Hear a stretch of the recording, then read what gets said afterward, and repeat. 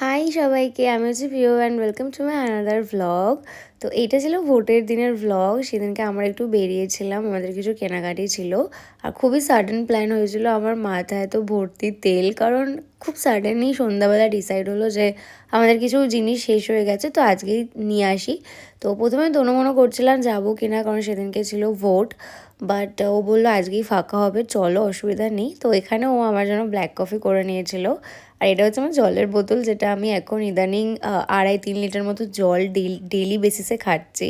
তো আমরা এখানে বেরিয়ে পড়লাম, আর আমি জানি যে তোমরা টি শার্টটার কথা জিজ্ঞেস করবে, বাট আমি আমার বরকে বলেছিলাম যে কাশ আমার কাছে স্ট্রেঞ্জার থিংসের রিলেটেড কিছু একটা থাকতো। তো ওই টি শার্টটা পেয়েছে, এটা আমাদের এখান থেকে একটা মল থেকে কেনা, তো আমার জন্য নিয়ে নিয়েছে।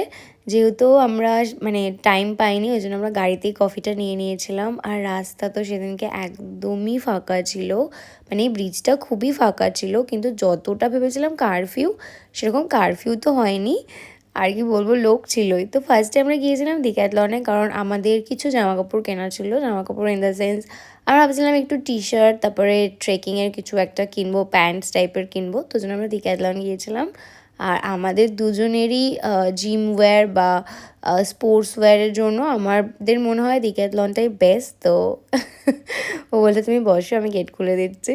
তো বেসিক্যালি ও রোজ গেট খোলে না, বাট সেদিনকে বলতে গেলে এক প্রকার ওই আমাকে জোর করে নিয়ে এসেছিলো। বাট আমি তো খুব হ্যাপি ছিলাম, বিকজ শপিং করতে কার না ভালো লাগে বলো, মেয়েদের তো একটু বেশিই ভালো লাগে।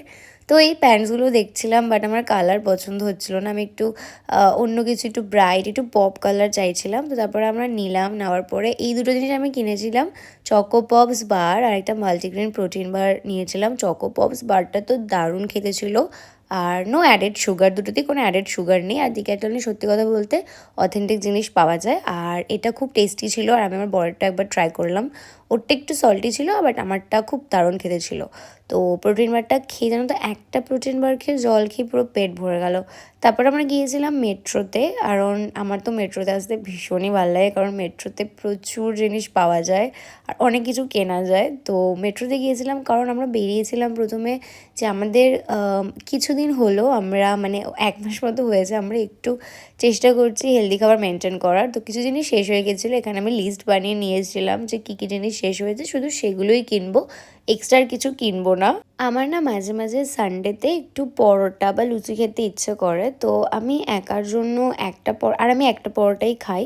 তো একার জন্য আমি একটা পরোটা কি বানাবো, তো ওখানে ফ্রোজেনগুলো দেখছিলাম, বাট ও বললো ফ্রোজেন কিছু নিও না, আমি ইনস্ট্যান্ট এনে দেবো। তো এই জিনিসগুলো আমরা কিনেছিলাম, ব্রেড, মাখানা, লেটুস আর কিছু কিছু সিজনিং। আর ও মা বিলিং করে বেরিয়েই দেখছি প্রচণ্ড বৃষ্টি হচ্ছে।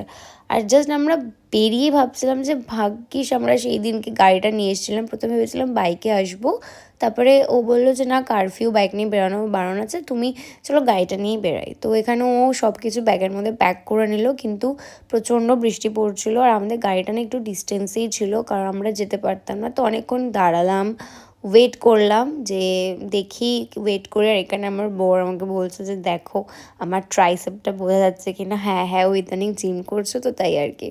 তারপর ভাবলাম এরকম দাঁড়িয়ে থেকে সময় নষ্ট করে লাভ নেই, একটু যদি সাইড দিয়ে মানে শেড যেখানে আছে সেগুলো দিয়ে যদি যাই। আর যখন বেরিয়েছি তখন তো আমি জাস্ট অবাক যে এত বৃষ্টি হয়েছে, বাইরে এত বিদ্যুৎ চমকাচ্ছিলো, এত বৃষ্টি হয়েছিলো, ভিতরে ছিলাম বুঝতেই পারিনি। তো এখানে আমি শেডের তলায় দাঁড়িয়েছিলাম এটা নিয়ে, আর ও বললো যে আমি যাচ্ছি, জাস্ট দৌড়ে গিয়ে গাড়িটা নিয়ে চলে আসছি। আর আমি এখানে দাঁড়িয়ে বৃষ্টিটা দেখতে দেখতে ভাবছিলাম যে আমার যতগুলো প্ল্যান করা ছিল আজকে সব স্পয়েল হয়ে গেল, কারণ দোকান দেখো সব বন্ধ হয়ে গেছে। আর 1 মাস হয়ে গেছিলো যেন মোটামুটি আমরা মানে বাইরে বেরাইনি, চা খাইনি। সেই লাস্ট আমরা বেরিয়েছিলাম হচ্ছে পয়লা বৈশাখের দিন। তো আমি ভেবেছিলাম তো টি জাংশন থেকে চা খাবো, কারণ মেট্রোতে একটা টি জাংশন রয়েছে, বাট হলো না সেটা। তো আমার না খুব মুডটা অফ হয়ে গেছিলো। মুডটা অফের থেকেও না আমার মানে রাগ উঠছিল যে আমার না বৃষ্টিতে গাড়িতে চড়তে খুব ভালো লাগে, মানে বৃষ্টির মধ্যে গাড়িতে চড়বো আমার ভীষণ ভালো লাগে এটা।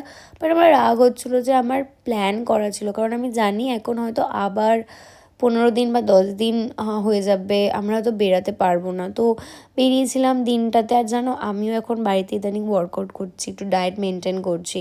তো ও জিম করছে, তো আমাদের এখন আর টাইম হবে না। আর আমার যেই দিনটা আমি অফ রাখি সানডেটা, ওর সানডেতে জিম থাকে, তো আমরা আর চাইলেও বেরোতে পারবো না। তো আর কি চা খাওয়া তো হলো না। আর এখানে প্রচণ্ড ছিল জল, যা জল জমেছিল আমি তো নিজেই ভয় পাচ্ছিলাম যে এত জল জমে গেল কলকাতা রাস্তায়। আর তারপরে ও বললো ঠিক আছে, আমাদের না শুধু চা প্ল্যান ছিল যে আমরা চা খেয়ে বাড়ি চলে যাব, কিন্তু যেহেতু চা খাওয়া হয়নি তো ওই জন্য বললো ঠিক আছে চলো আজকে আমরা একটু চিট করে নিই।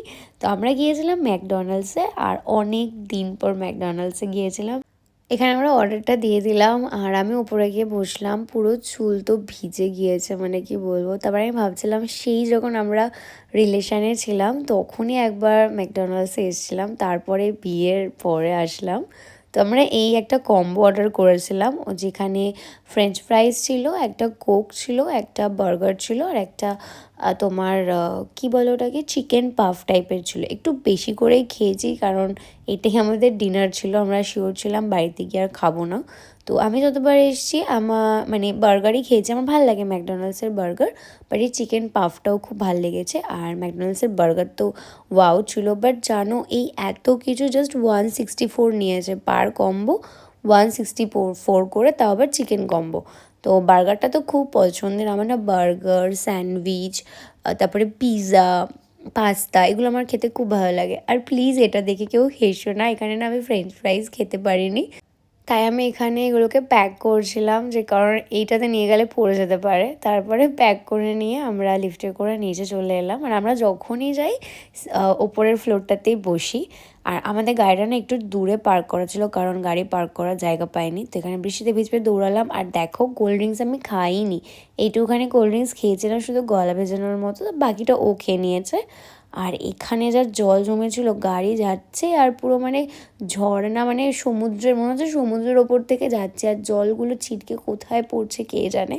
তারপরে মাঝ রাস্তায় আমার মনে হলো যে না, আমি একটা আইসক্রিম খাবো, কারণ বেরিয়েছি যখন, চিট যখন করেইছি তাহলে সব কিছুই খেয়ে নিই, কোনো কিছুর আফসোস রাখবো না। আমরা তো ভাবছিলাম যে আদৌ অর্ডার নেবে কি না।